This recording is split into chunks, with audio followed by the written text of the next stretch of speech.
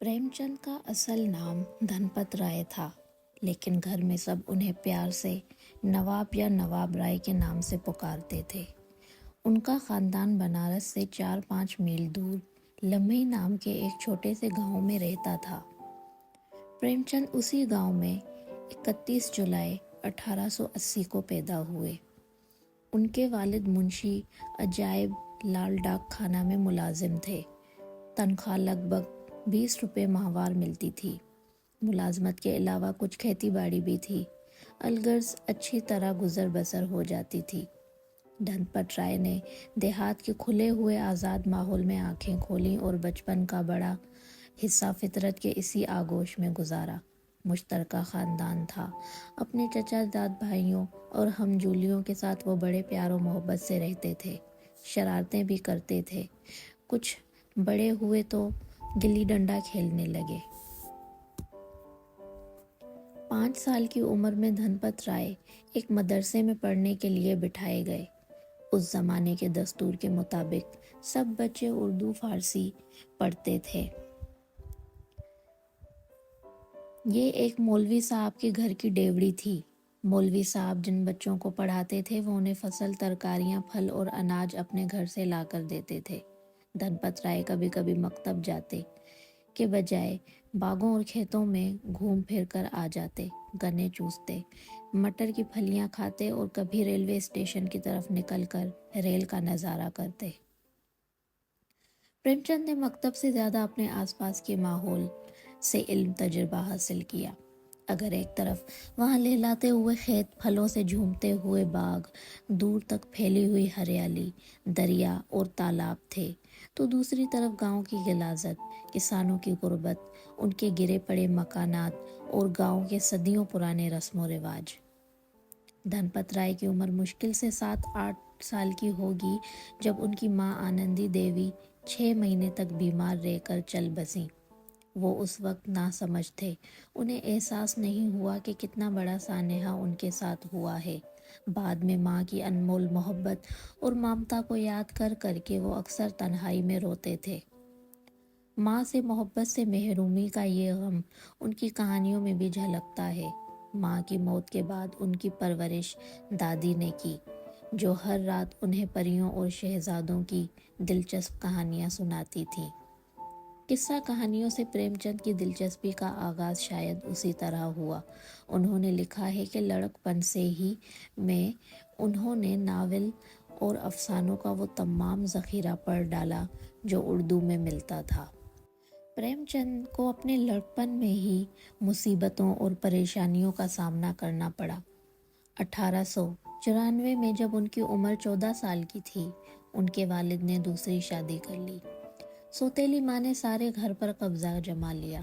प्रेमचंद की तालीम और तरबियत में अब ना उनके बाप को कोई दिलचस्पी रही, ना सौतेली माँ को।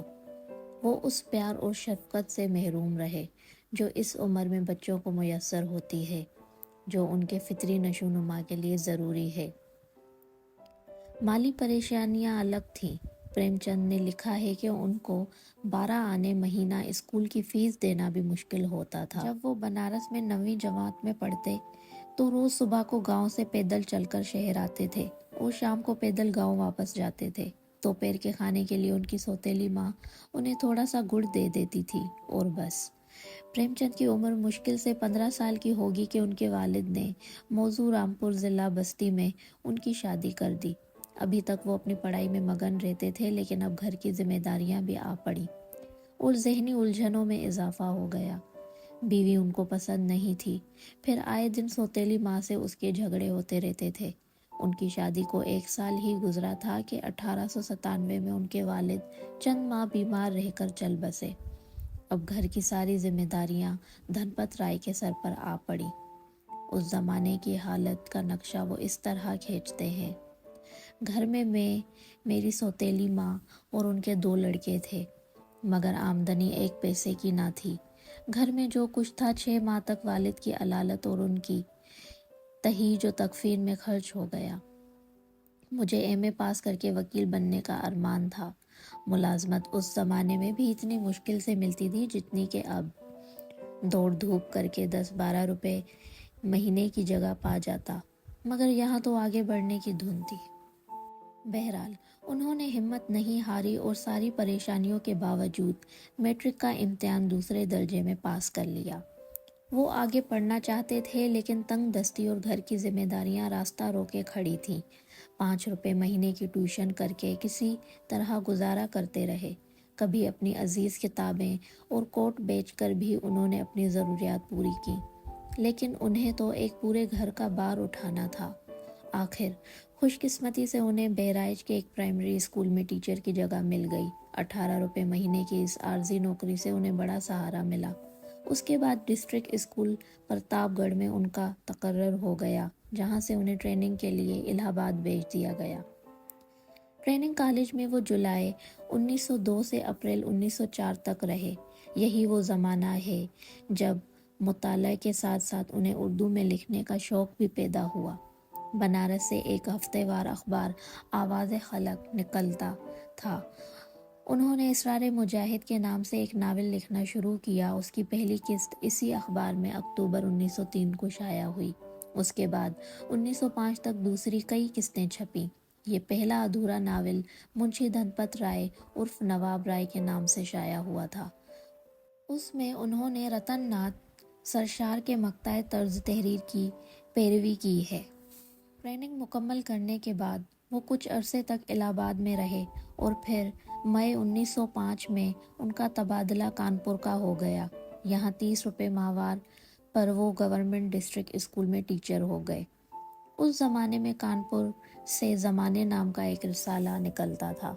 उसके एडिटर दया नारायण निगम थे।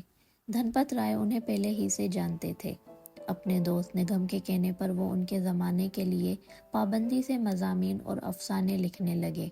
दरअसल ये वो ज़माना है जब सारे मुल्क में एक बेदारी पैदा हो रही थी। अंग्रेज़ों की गुलामी से आज़ादी और वतन दोस्ती के जज्बात लोगों के दिलों में अंगड़ाई लेने लगे थे।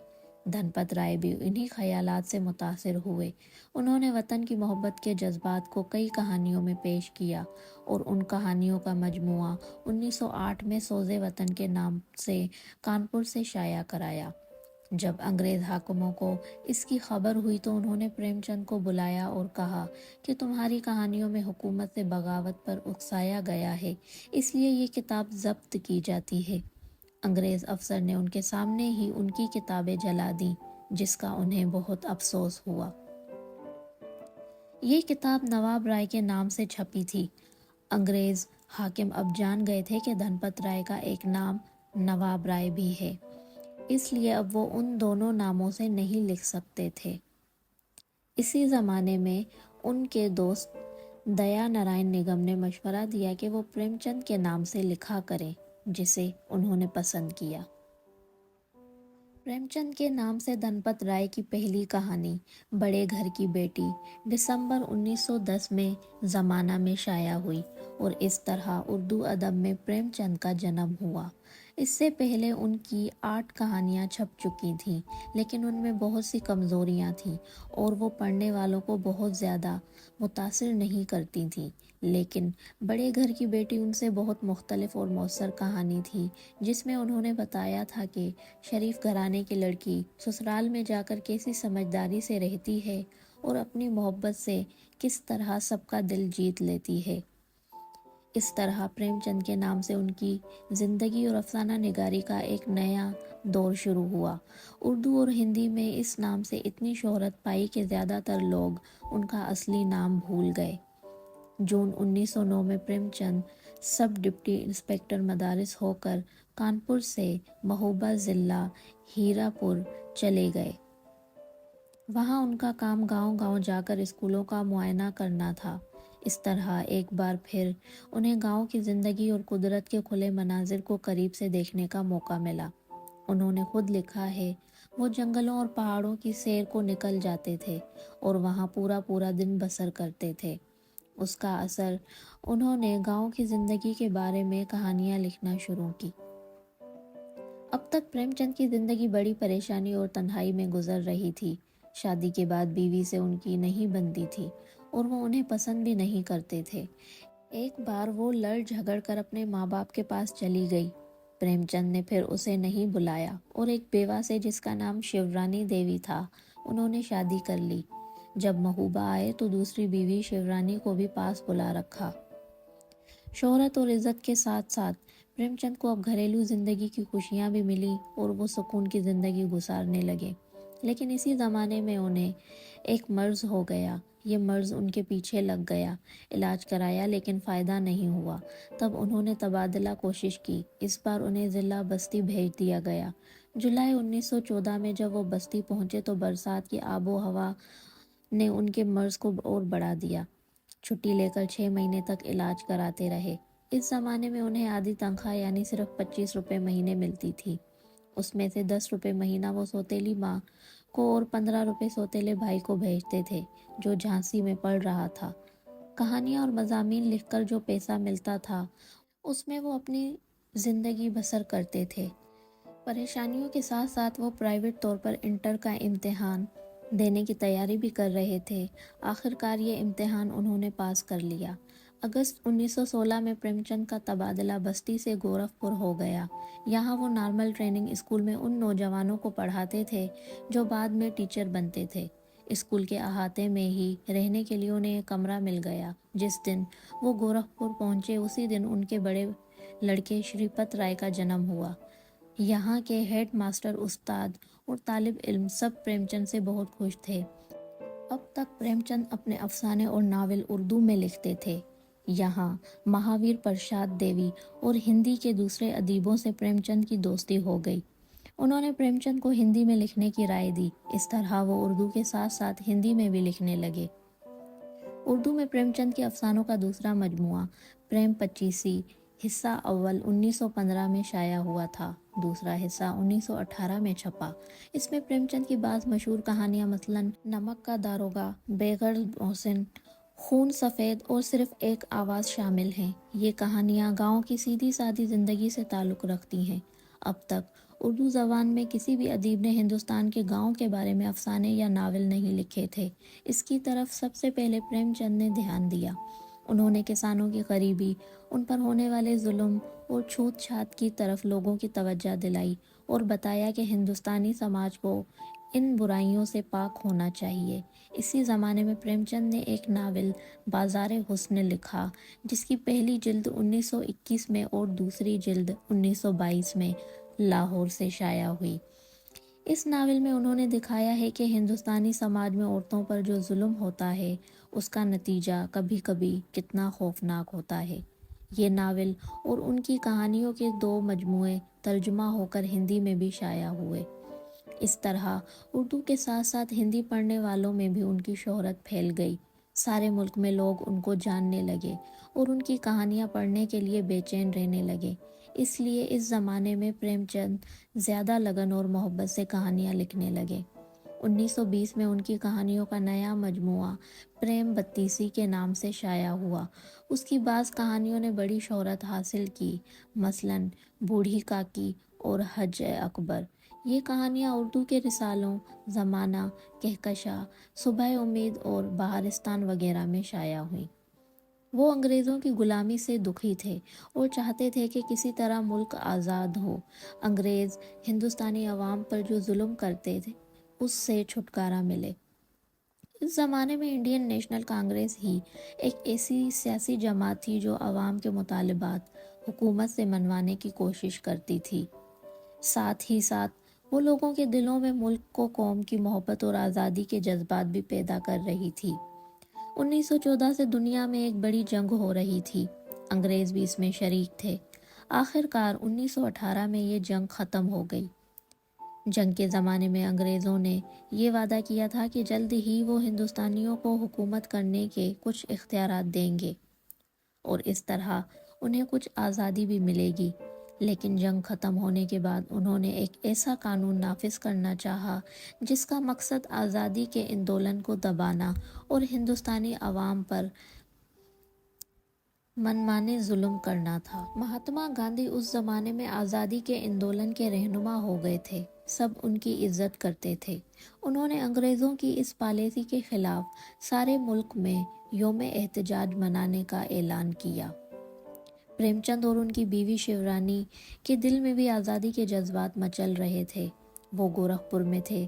फरवरी का महीना था जब महात्मा गांधी ने गोरखपुर का दौरा किया। प्रेमचंद के एक खत से मालूम होता है कि उनका इस्तीफा 15 फरवरी 1921 को मंजूर हो गया था। इस तरह सरकारी नौकरी की जंजीर से उन्हें छुटकारा मिला। जिस महीने में उन्होंने इस्तीफा दिया उसी महीने में उनका एक नावल गोशाए आफियत हिंदी में प्रेम आश्रम के नाम से शाया हुआ। ये नावल प्रेमचंद ने उर्दू ही में लिखा था, लेकिन उसका हिंदी तर्जुमा उर्दू से पहले छप गया। इस नावल में उन्होंने ज़मींदारों और अंग्रेज़ों की हुकूमत के जुल्म के खिलाफ गरीब किसानों की बगावत दिखाई है। नौकरी छोड़ दी, लेकिन प्रेमचंद के सामने अब सवाल ये था कि गुजर बसर कैसे हो। जिस आमदनी से सारा घर चलता था वो बंद हो गई थी, लेकिन प्रेमचंद जानते थे कि मुल्क के दूसरे लाखों आदमियों की तरह उन्हें भी आज़ादी के लिए कुर्बानियाँ देनी होंगी, तकलीफ़ें भी उठाना होंगी। इसके लिए वो उनकी बीवी शिवरानी देवी पहले से तैयार थी। अब प्रेमचंद कांग्रेस का प्रचार करने लगे। वो गांव-गांव जाकर देहात के लोगों को कांग्रेस के प्रोग्राम के बारे में बताते, चरखे बनवाकर फरोख्त करते या लोगों में मुफ्त बांटते। फिर वो अपने गांव लम्हे में जाकर रहने लगे। वहाँ वो लिखने पढ़ने का काम भी करते थे और लोगों को आज़ादी के आंदोलन के बारे में भी बताते। इत्तफाक से कानपुर के एक मारवाड़ी स्कूल में हेड मास्टर की ज़रूरत थी। प्रेमचंद के दोस्तों ने उन्हें इस जगह के लिए बुलाया। वो बीवी बच्चों को साथ लेकर जून 1921 में कानपुर पहुंच गए और स्कूल का काम संभाल लिया। यहाँ उनका छोटा लड़का बन्नो अमृत राय पैदा हुए।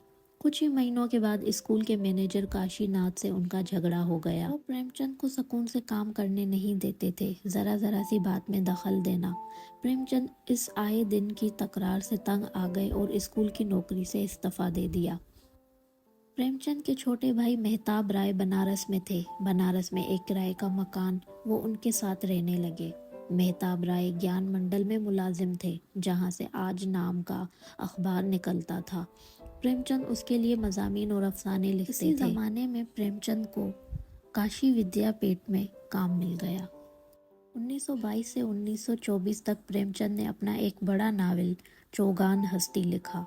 उसका मौजू सारे मुल्क में तेज़ी से फैलने वाला आज़ादी का आंदोलन है। प्रेमचंद ने खुद देखा था कि गांधी जी की रहनुमाई में लाखों हिंदुस्तानियों ने सत्याग्रह की लड़ाई लड़ी। इस नावल का अहम किरदार स्वरदास एक भिखारी है जो गांधी जी का सच्चा चेला है। वो अहिंसा में यकीन रखता है। अंग्रेज़ हाकिम जब कारखाने बनाने के लिए उसकी छोटी सी ज़मीन पर कब्जा करना चाहते हैं तो वो उनके खिलाफ सत्याग्रह की लड़ाई लड़ता है, यहाँ तक कि आखिर में इस लड़ाई में जान दे देता है। प्रेमचंद का ये नावल भी हिंदी में छपा और बेहद पसंद किया गया। उसने प्रेमचंद की शोहरत में 4 चांद लगा दिए। अलवर के महाराजा ने पढ़ा तो बहुत मुतासिर हुए। उनकी तरफ से प्रेमचंद को 400 रुपये माहवार का प्राइवेट सेक्रेटरी का ओहदा पेश हुआ। उसके साथ ही मोटर और बंगला भी मिलता। प्रेमचंद उसे मंजूर कर लेते तो जिंदगी ऐशो इशरत से गुजरती, लेकिन उन्हें अगर ऐशो आराम की तलब होती तो सरकारी नौकरी से ही इस्तीफा क्यों देते। वो अंग्रेजी गुलामी छोड़कर एक राजा की गुलामी नहीं करना चाहते थे, इसलिए इनकार कर दिया। प्रेमचंद इस ज़माने में सख्त परेशानियों में गिरफ्तार थे। सेहत अलग ख़राब रहती थी। आमदनी का कोई ख़ास ज़रिया नहीं था। उनकी किताबें जो पब्लिशर छापते थे वो उन्हें बहुत कम मुआवजा देते थे। इसलिए प्रेमचंद ने अब एक प्रेस कायम करने का फ़ैसला किया। उसका मकसद ये था कि वो खुद अपनी किताबें इस प्रेस से छापें। उनके दिल में एक ऐसा रिसाला निकालने का अरमान भी था जिसके ज़रिए वो अपने ख़यालात पूरी आज़ादी से पेश कर सकें। लेकिन प्रेस कायम करने के लिए तो बहुत सरमाया चाहिए था। इतना उनके पास नहीं था। उसके लिए उन्होंने अपने दोस्त फिराक गोरखपुरी और अपने छोटे भाई को भी हिस्सेदार बनाया। खुद 4,500 रुपये लगाए और इस तरह 1923 में बनारस ही में सरस्वती प्रेस के नाम से एक प्रेस कायम कर लिया। दूसरी किताबों के अलावा प्रेमचंद ने इस प्रेस से अपने 4 नावलों पर्दाए मिजाज, गबन, मैदान अमल और गौदान के हिंदी एडिशन शाया किए। उसके बावजूद प्रेस का खर्चा बहुत था। इतनी आमदनी थी ही नहीं। उसके लिए प्रेस में फ़ायदे के बजाय उन्हें नुकसान होने लगा। نتیجہ یہ ہوا کہ دوسرے دونوں حصے داروں نے اپنے اپنے پیسے لے لیے، پریم چند اکیلے رہ گئے۔ وہ پوری ہمت اور حوصلے سے پریس چلاتے رہے۔ ان کا مقصد پریس سے نفع کمانا اور امیر بننا نہیں تھا، وہ تو اس کے ذریعے ملک اور ادب کی کچھ خدمت کرنا چاہتے تھے۔ لیکن جب نقصان اتنا بڑھ گیا کہ ان کے ضروری اخراجات بھی پورے نہ ہو سکے تو وہ لکھنؤ آ گئے اور گنگا پستن مالا میں نوکری کر لی۔ 1 سال تک وہ یہاں نصابی کتابوں کی تیاری کا کام کرتے رہے۔ اس کے بعد پھر بنارس آ گئے اور 2 سال تک پریس کو چلانے کی جدوجہد کرتے رہے۔ آخر کار مجبور ہو کر انہیں پھر لکھنؤ آنا پڑا۔ اس بار انہوں نے نول کشور پریس میں نوکری کی۔ ان کے ہندی رسالے مادھوری کے ایڈیٹر ہو گئے۔ ان کی محنت اور کوشش سے یہ پرچہ نکلا اور ملک میں مقبولیت حاصل کرنے لگا۔ جنوری 1928 میں پریم چند نے مادھوری میں موٹے رام شاستری کے عنوان سے اپنی ایک کہانی شائع کی۔ اس کہانی میں انہوں نے پرانے خیالات کے ایک جاہل اور مکار وید کا مذاق اڑایا تھا۔ لکھنؤ کے ایک وید جی نے سمجھا کہ کہانی میں ان کا مذاق اڑایا گیا ہے۔ انہوں نے مصنف اور پبلشر کے خلاف عدالت میں حد تک عزت کا مقدمہ دائر کر دیا، لیکن مقدمہ پریم چند جیت گئے۔ پریم چند نے جنوری 1930 سے ہنس نام کا ایک اپنا رسالہ سروستی پریس بنارس سے نکالنا شروع کیا۔ نومبر 1931 میں وہ پھر نول کشور کی نوکری چھوڑ کر بنارس چلے گئے اور پوری توجہ سے ہنس نکالنے لگے، جو کچھ ہی عرصے میں ہندوستان کے معیاری ادبی پرچوں میں شمار ہونے لگا۔ اس دوران پریم چند کا ایک ناول نرملا الہ آباد کے رسالے چاند میں شائع ہوا۔ اس ناول میں جہیز کی رسم اور اس سے پیدا ہونے والی سماجی برائیوں کو پریم چند نے بے نقاب کیا۔ ایک شریف اور خوبصورت لڑکی نرملا کا باپ مر جاتا ہے۔ اس کی شادی اس لیے ہو پاتی کہ اچھے لڑکے جہیز مانگتے ہیں۔ آخرکار اس کی ماں مجبور ہو کر ایک بوڑھے آدمی سے نرملا بیاہ کر دیتی ہے۔ پریم چند نے اس کی دکھ بھری زندگی کی تصویریں بڑے مؤثر ڈھنگ سے پیش کی ہیں۔ اسی زمانے میں بیوہ نام سے ان کا ایک ناول شائع ہوا، جس میں انہوں نے ہندو سماج بیواؤں کی دوسری شادی پر زور دیا ہے۔ پریم چند ہندوستانی سماج کو ان برائیوں اور بیہودہ رسومات سے پاک دیکھنا چاہتے تھے۔ پچھلے 7-8 سال میں پریم چند کی زیادہ تر کتابیں ہندی میں شائع ہوئی اور نئی کہانیاں بھی ہندی کے رسالوں میں چھپیں۔ اس کا خاص سبب یہ ہے کہ اس زمانے میں انہیں پیسوں کی ضرورت تھی اور ہندی کے پبلشر انہیں زیادہ پیسے دیتے تھے، لیکن پریم چند اپنے اردو کے پڑھنے والوں سے بھی دور نہیں رہنا چاہتے تھے۔ اس لیے 1928 اور 1929 میں انہوں نے کوشش کر کے اپنی کہانی کے 3 مجموعے اردو میں شائع کرائے۔ وہ مجموعے کچھ اس طرح تھے: خاک پروانہ، خواب و خیال، فردوس خیال۔ یہ مجموعے اردو کے حلقے میں بہت پسند کیے گئے۔ اس کے بعد ہی 1930 میں پریم چند کے 40 افسانوں کا ایک مجموعہ پریم چالیسی کے نام سے لاہور سے شائع ہوا۔ ان افسانوں میں پریم چند نے ہندوستان کے قومی مسائل کو پیش کیا ہے۔ سب سے اہم مسئلہ ہندوستان کی قومی آزادی کا مسئلہ تھا۔ سرکاری نوکری سے آزاد ہو کر پریم چند خود بھی کانگریس کے جلسوں میں حصہ لیتے تھے۔ اس زمانے میں پریم چند نے سوا سیر گیہوں اور پوس کی راست جیسی کہانیاں لکھ کر گاؤں کے کسانوں کی غریبی اور دکھ بھری زندگی کی طرف توجہ دلائی ہے۔ 1919 سے 1921 تک سارے ملک میں ستیہ گرہ، سول نافرمانی اور خلاف کے اندولن کا جو طوفان اٹھتا تھا، انگریز اس سے ڈر گئے تھے، اس لیے کہ اندولن میں ہندو، مسلمان اور سکھ سب پوری طرح متحد ہو گئے۔ انہوں نے ہندو مسلمانوں کے اتحاد اور ایکتا کے لیے کئی مضامین لکھے اور اس بات پر زور دیا کہ جب تک ہندو مسلمان ایک نہیں ہوں گے، ملک کو آزادی نہیں ملے گی۔ انہوں نے بتایا کہ ہندو مسلمانوں کو دشمنی کے خلاف مل کر جدوجہد کرنا ہوگی اور ایسا ہمیشہ سے ہوتا آ رہا ہے۔ 1857 کی آزادی کی لڑائی میں بھی ہندو مسلمانوں نے ایک ہو کر انگریزوں کا مقابلہ کیا تھا۔ بہرحال استعفیٰ دینے کے بعد پریم چند اور ان کی بیوی دونوں آزادی کے اندولن میں حصہ لیتے رہے۔ اس میں حصہ لینے والی ہزاروں عورتیں اور مرد گرفتار ہوتے رہے۔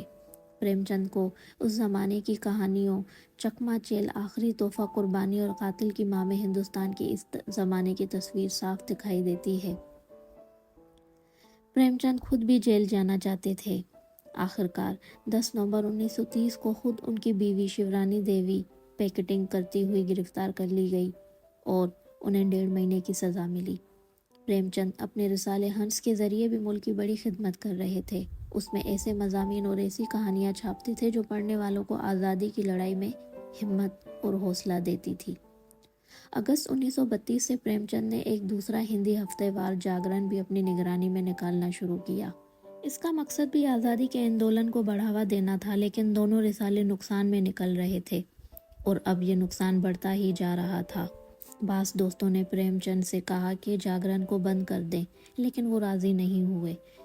اس زمانے میں پریم چند نے 2 ناول لکھ کر شائع کرائے، ایک پردہ مزاج اور دوسرا گبن۔ دونوں ناولوں کا مقصد انگریزوں کے خلاف اور آزادی کی جدوجہد ہے۔ پریم چند یہ دکھاتے ہیں کہ آزادی کے آندولن میں حصہ لینے والے لوگوں کی زندگی میں بڑی تبدیلیاں آ گئی تھیں۔ یہ تھا پریم چند کا زندگی نامہ۔ پریم چند کی زندگی کا دوسرا حصہ اگلے باب میں بیان کیا جائے گا۔